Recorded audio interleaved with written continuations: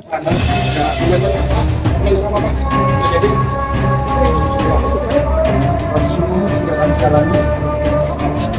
sudah mempersiapkan mental untuk hari ini dilakukan penahanan. Sekali lagi kami menghormati pihak kepolisian. Hari ini kepolisian Polda Jawa Timur memeriksa Pak Ferry sangat humanis, sangat profesional. Kami juga mengucapkan terima kasih. Mungkin Pak Ferry ada yang mau disampaikan?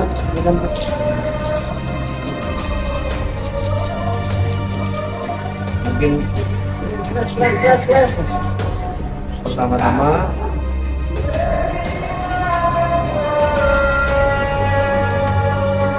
saya mohon maaf untuk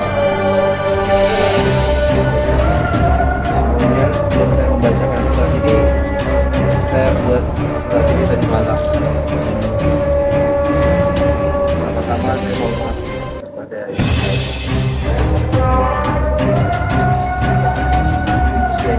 ke-76 tahun, saya belum bisa betul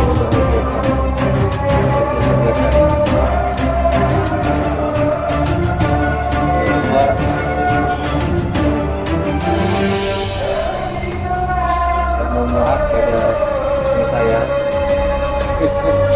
Saya juga mau menyampaikan bahwa sampai saat ini saya masih suami istri yang sah, baik dalam agama saya, di mata Allah, baik di mata negara.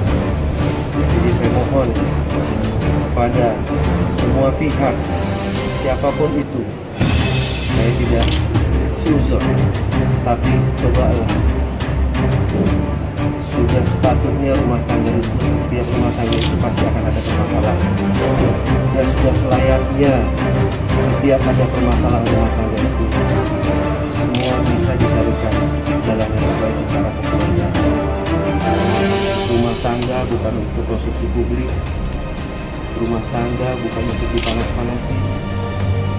Dan saya masih resmi menjadi suaminya dari saudari Vena Melinda. Fokuslah pada apa yang sudah terjadi yang menjadi saya. Jangan hina saya, jangan fitnah saya pada siapapun.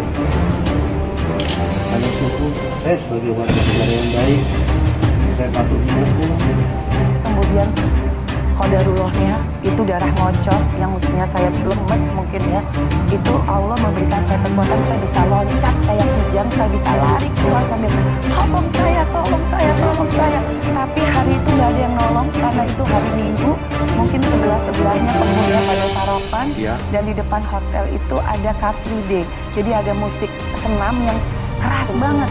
Jadi saya tuh bingung, saya pencet liftnya nggak kebuka, ada mbak-mbak janitor di ujung situ. Saya bilang, mbak, tolong saya, mbak, tolong panggil polisi. Tapi si Ferry suruh mbaknya menjauh, makanya mbaknya bukan deket sama aku.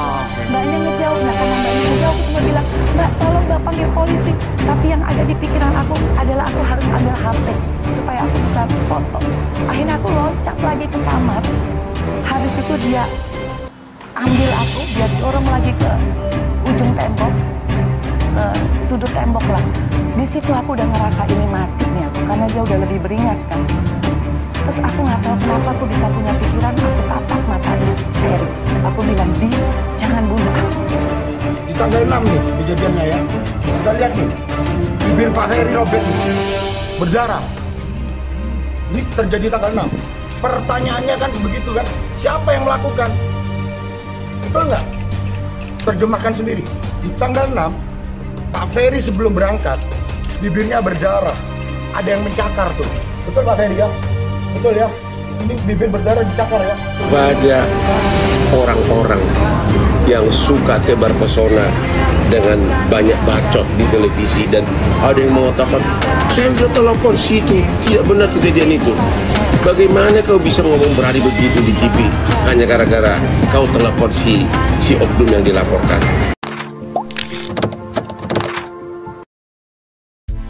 Vena Melinda setelah menerima perlakuan kekerasan dalam rumah tangga atau KDRT dari Ferry Irawan, mengungkapkan Vena ke Deddy Corbuzier. Saat ditelepon Deddy Corbuzier melalui handphone Farel Bramasta, Vena Melinda mengungkapkan kondisi terkini pasca ditanduk Ferry Irawan.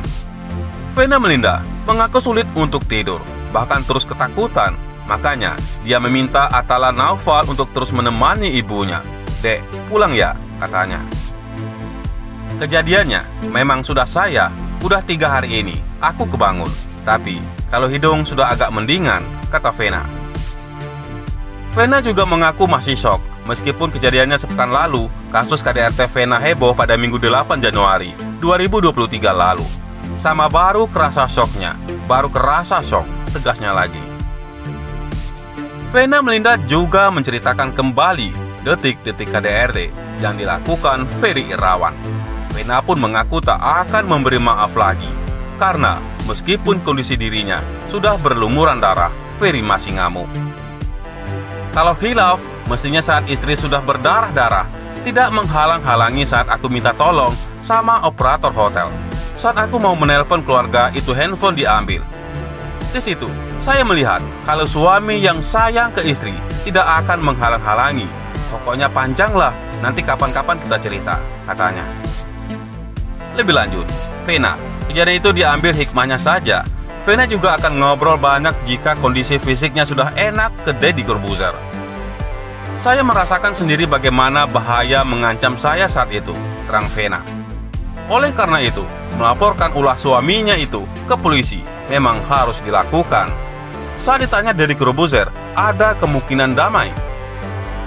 "Insya Allah, aku akan mengurus cerai hari Senin, 16 Januari 2023. Aku harus sehat karena mengurus anak-anak," katanya. Di lain sisi, Ferry Irawan tiba di Polda Jatim didampingi kuasa hukumnya. Ferry Irawan akhirnya tiba di Mapolda Jatim sekitar pukul 10.14 waktu Indonesia Barat pada Senin, 16 Januari 2023. Ferry Irawan didampingi kuasa hukumnya, Jeffrey Simatupang. Tiba di Mapolda Jatim, Ferry enggan menanggapi pertanyaan wartawan dan mengalihkan jawaban ke penasehat hukum. "Ke pengacara saya saja," kata Ferry singkat. Ferry yang memakai kemeja putih dan bertopi tampak memakai masker, didampingi Jeffrey Simatupang, didampingi asistennya. Ferry Irawan turun dari mobil Innova warna silver. Hari ini, Ferry Irawan dijadwalkan diperiksa sebagai tersangka di Polda Jatim. Pengacara Ferry Irawan menegaskan kliennya akan kooperatif. Sebelumnya, penyidik di Treskrimum Polda Jatim menyayangkan sejumlah pasal dalam Undang-Undang Nomor 23 Tahun 2004 tentang penghapusan kekerasan dalam rumah tangga atau KDRT. Pasal yang dipersangkakan adalah Pasal 44 dan 45 Undang-Undang KDRT, yaitu Nomor 23 Tahun 2004, ujar Kabid Humas Polda Jatim Kombes Dirmanto di sela-sela pemeriksaan tambahan terhadap Vena Melinda di Polda Jatim.